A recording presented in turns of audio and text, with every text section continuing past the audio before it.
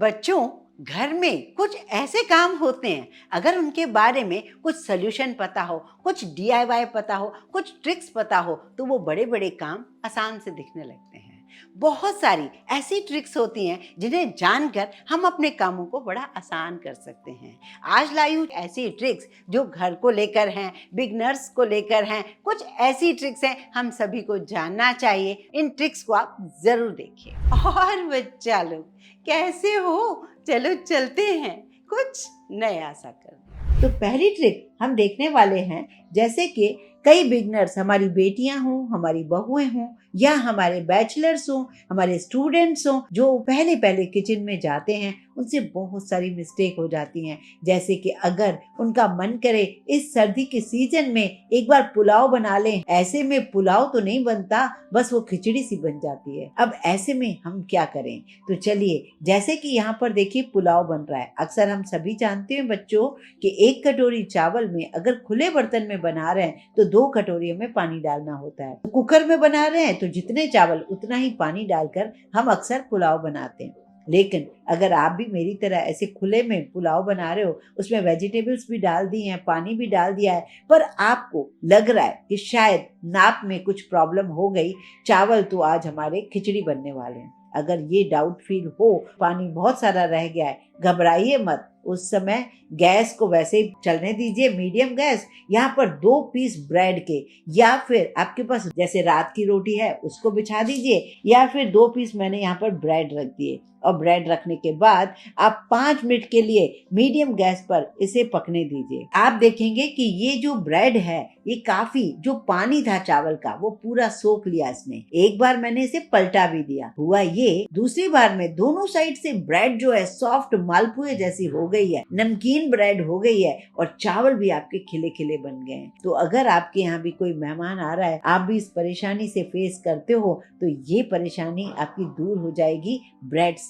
और हाँ, ये ब्रेड और भी टेस्टी लगेगी, इसे खाकर जरूर देखना। बहुत ही मजेदार सी ये ट्रिक है, जानकर भी आप ब्रेड को ऊपर रखोगे क्योंकि ये ब्रेड बहुत टेस्टी लगने लगती है। पुलाव भी आपका परफेक्ट बन जाता है। चैनल पर अगर नए आए हो, अभी तक सब्सक्राइब नहीं किया है तो प्लीज चैनल को सब्सक्राइब जरूर कर लीजिए। पास लगे बेल आइकन को दबाइए, जिससे जो होगा कि मैं आपके लिए जो भी वीडियो बनाऊं उसका नोटिफिकेशन आप तक मिल सके।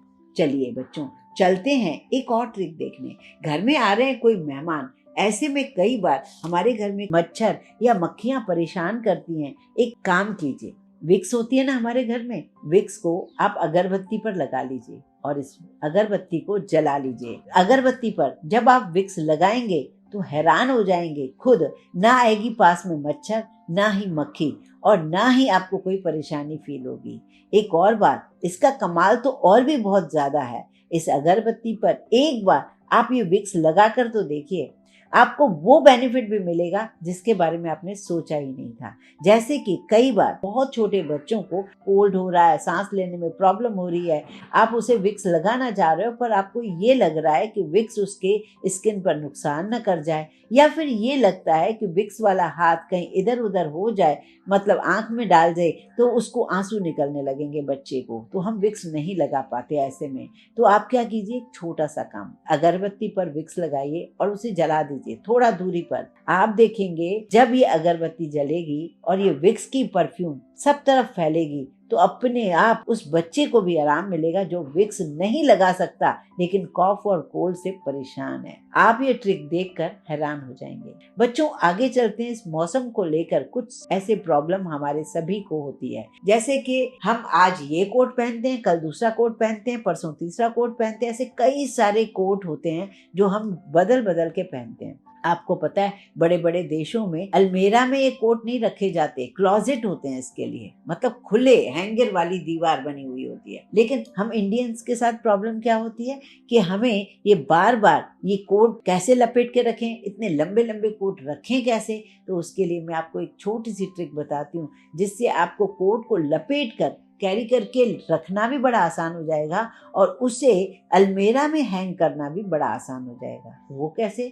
देख लेते हैं। तो ये देखिए, कोट को पहले उल्टा हैंग कर दीजिए। उल्टा जब आप हैंग करते हो कोट को हैंगर में, तब आप क्या करोगे, इसे इस तरीके से उसे फोल्ड कीजिए। ये देखिए, मैं इसका एक फोल्ड मार रही हूँ, दूसरा फोल्ड मार रही हूँ, इसमें हैंगर लगा रही हूँ। ये देखिए इतना। अब मैं उन स्लीव्स को भी ले रही हूँ। आप देख रहे हैं, ये हैंगर नीचे की तरफ है और उसके बाद इस हैंगर को आप सीधा उस दूसरे वाले हैंगर में हैंग कर दीजिए। उससे होगा क्या, आपका बहुत कम स्पेस रहेगा अलमीरा में इस कोट को रखने का। एक लंबा सा कोट जिसे रखने में आपको बहुत बड़ी परेशानी आ रही है, आप बड़ी आसानी से इस कोट को रख सकते हो बिना उसकी प्रेस खराब किए। अब चलते हैं, घर में कुछ काम बिगड़ जाते हैं, उनका क्या करें। जैसे कि ये देखिए, मेरे पास ये चादर है और ये चादर का कुछ नहीं बिगड़ा, इसका लाइट कलर है। आपको लग रहा होगा पुरानी, नहीं, चादर बड़ी कंपनी की है और नई चादर है। बस बीच में एक होल सा हो गया, समझ नहीं आया हुआ कैसे।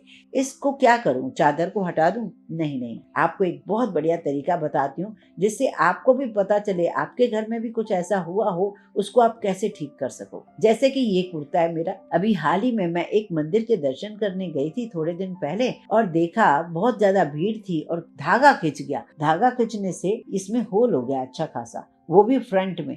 मुझे ये कुर्ता बहुत प्रिय है। तो इस तरीके से हमारे घर में कई परेशानियां आती हैं। ये देखिए, बिल्कुल आर पार फिंगर जा रही है, मतलब काफी अच्छे से इसमें होल हो चुका है। अब हम क्या करेंगे, ये देखिए, मैंने पहले भी आपके साथ ये छोटी छोटी ट्रिक्स बताई हैं। नहीं, अगर आपने मेरे पहले वाले वीडियो देखे हैं तो आप यहाँ देखिए, एक टेलर की दुकान होती है जहाँ पर टेलर के सारे सामान मिलते हैं। वहाँ पर आपको ये टेप का रोल मिल जाएगा। कानों के होल्स को कैसे छोटा कर देते हैं हम बिना सर्जरी के टेप के द्वारा, वो तो मैंने आपके साथ कई सारे वीडियो शेयर किए हैं। अब ये और देख लीजिए, एक टेप आता है जिससे हम इसको जोड़ सकते हैं बिना सुई धागे के। जी हाँ, सही सुना, और बिना किसी निशान के। आपको पता भी नहीं चलेगा आपका फटा कपड़ा कब सिल गया। तो ये देखिए, जहाँ पर फटा हुआ है वहां पर आपने टेप लगा दिया। ये टेप दोनों तरफ से चिपकता है। ऊपर से मैंने लाइनिंग वाला कपड़ा रख दिया सीधा करके। अब मैंने प्रेस को गर्म किया है और उसे मैंने 1 मिनट के लिए प्रेस को मैंने इस तरीके से गर्म प्रेस को इस पर रखा। ऐसा भी ना हो कि आपका कपड़ा जल जाए, ध्यान रहे इस बात का। जैसे आप कपड़े नॉर्मल कपड़ों पे प्रेस करते हो ना, वैसे ही आपको प्रेस करना है। एक आध बार उठाना है, एक आध बार हटाना है। आप देखेंगे ये लाइनिंग और टेप दोनों ही चिपक चुके हैं इस कपड़े के ऊपर।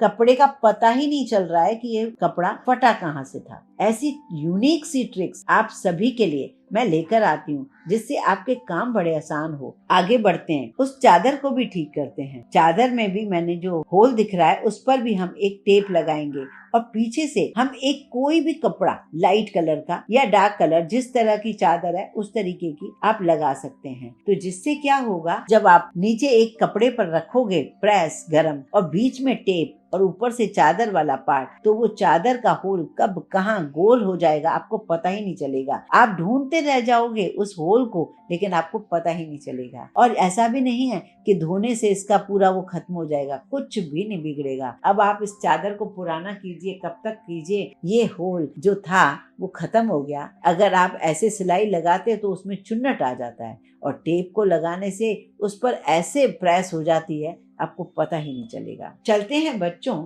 कुछ और आगे करने। इन सर्दियों के सीजन में हम सभी रजाई या कंबल ओढ़ते हैं। ऐसे में हम उस पर एक कवर भी डाल देते हैं जिससे हमें नींद बड़ी अच्छी आए। तो अक्सर जब रजाई या कंबल पर दोपहर पर हम कवर चढ़ाते हैं तो कवर के साथ कभी कभी ऐसा होता है, बच्चे जब सोते हैं इस तरह से अंदर उछल कूद करते हैं कि कवर का कोना बिल्कुल खत्म हो जाता है। रजाई हो जाती है एक तरफ और कवर हो जाता है एक तरफ। तो उसके लिए एक बढ़िया सी ट्रिक लाई आपके लिए, जो कि आप इस तरीके से करेंगे आपका काम बड़ा ही आसान होगा।